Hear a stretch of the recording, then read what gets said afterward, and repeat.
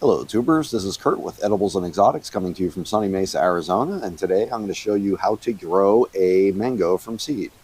So this is a mango that we've eaten, and this is what you're left with, and most people don't know what the heck to do with it. They're like, where's the seed? It's got this big leathery nasty thing on the inside.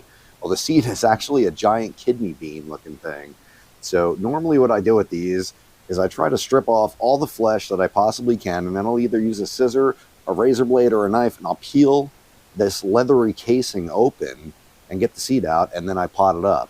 So mangoes, everyone wants to grow a mango tree. Kind of cool. It's like, wow, I got a mango tree growing in my front yard in the valley. So they take probably about a year to get rooted in a pot, and then if you're lucky, in 3 to 5 years, you might get fruit. It's probably not going to be edible fruit because it's going to be tiny. It's probably going to drop. So realistically, you're looking at 5 to 10 years before you're actually producing fruit that you can pick off your mango tree. But they are pretty cool nonetheless. They do really well here. In the summer, they need a ton of water. So they have a taproot system, so you are going to have to water it pretty deeply. You're going to have to heavily mulch it, and you're also going to have to water the surface around the root ball because it has feeder roots going through that mulch. Composting in place is going to help greatly with these. They love all sorts of decaying matter. They're native to rainforests. They're not native to deserts like us. So basically in the summer, you're going to want to have to keep that guy pretty wet. First couple of years, you're going to have to give it shade. You can paint the trunk with trunk paint. You can make your own paint from non-toxic paint, and you could tint it with a green paint or a brown paint to give it a more natural look instead of having a white shiny paint. It's not going to be as effective, but it still will be effective. I am going to do a video here in the near future on how to make sunblock for any sort of tropical plant. Very easy to do. You could spray something like that on it, or you could put shade cloth over it. But if you use shade cloth, you got to remember to leave a little bit of headroom between the top of the tree or the sides or whatever you're covering and the shade cloth. You have to have airflow in there, because if you don't have about a foot of airflow and it's 115 degrees out and sunny, you're going to cook the top of your plant. It's going to be like having the top of your plant in an oven. So you need a little bit of airflow between that shade cloth and the top or the side of the plant. So let's get started on cutting this guy open. So basically, if you look here, you can see there is a seam that runs through here. So what we're going to do here is we're going to strip off a lot of this flesh so it's not as slippery, because this is kind of dangerous. You don't want to slip and cut your fingers off and wind up in the hospital because you tried to grow a stupid mango seed. So let's get started here. You get a knife out, and basically we're just going to shave off with a very, very, very sharp knife as much of this flesh as we can.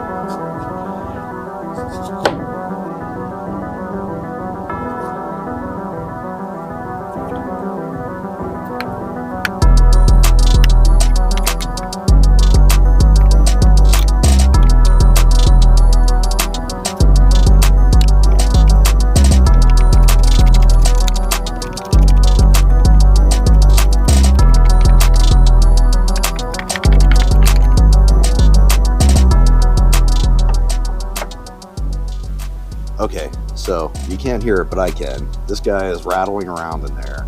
So now we have to get inside this pod.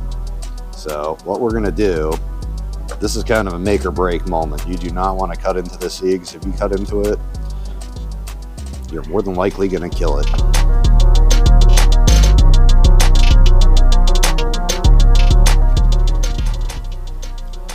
All right. So we got to the end here. We just split it open.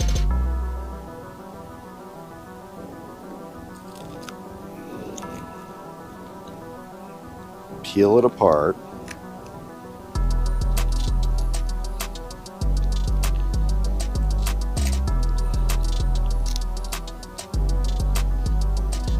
All right, now this seed already has a root coming out, so we got to be a little careful. So we're going to switch to the scissors here.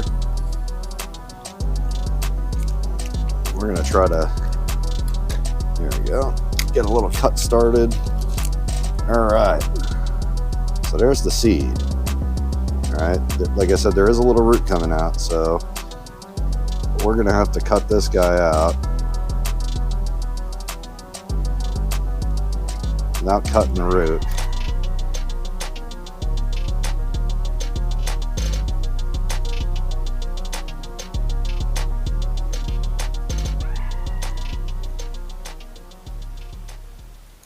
All right, and that's it, guys. That's how you do it. That's how you get it out. You can see it's already starting to grow here. The seed casing is cracked, and you can see the white. We kept the little umbilical cord looking thing on there. But basically, when I had this together, there's a round part and a flat part. This flat part goes towards the top. And if you could wedge something in here, this is usually your best bet right here. Then you could split it open and you can get the seed out. So this and all this flesh are junk. This guy, we're going to want to keep this clean. We're going to wash it because any of this sugary flesh on there is going to cause it to rot or mold. So the next step is getting this guy in the pot. All right, so this is the pot we're going to use, a little 4-inch Amazon pot. We got my world famous seed starting mix, homemade. It's half part peat moss, quarter part perlite, quarter part vermiculite, and then a little bit of topsoil thrown in. And we're going to take this guy, and we're going to stick him in there. Just lay him in, just like that. And then we're going to bury him more.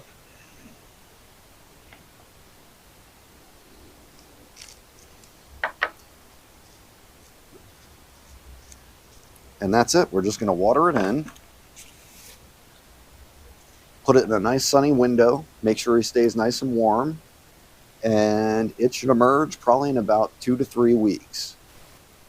Once it emerges from the soil, you're going to want to keep it not in direct sunlight, but pretty bright, and just let it grow out. It's going to want to stay in a pot this size probably until it's about 6 to 8 inches tall, and then you could up pot it into maybe like a 6-inch grow bag or a 12-inch grow bag, and put a little water tray under it. Use the same seed starting mix. I wouldn't switch to anything else. That's the point of putting a little bit of potting soil in there, just to give it some extra nutrients for growing.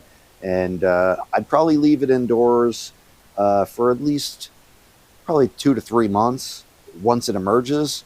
And then you could slowly transition it outside. You could bring it outside, leave it in full shade, make sure it stays nice and moist. Don't do it in the heat of the summer or the dead middle of the winter. But when the temperatures are nice out, below 100 during the day and above 50 degrees at night in the winter, should be fine. It should grow pretty good. But just slowly transition it to outside.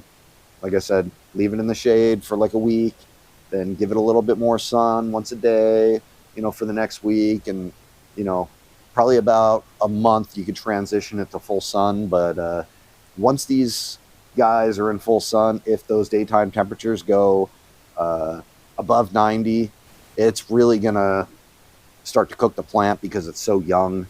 So for the first summer, I'd recommend putting it in a very bright outside spot. Keep it away from full sun. If it gets morning sun, up until about like 9 o'clock in the morning, you're okay.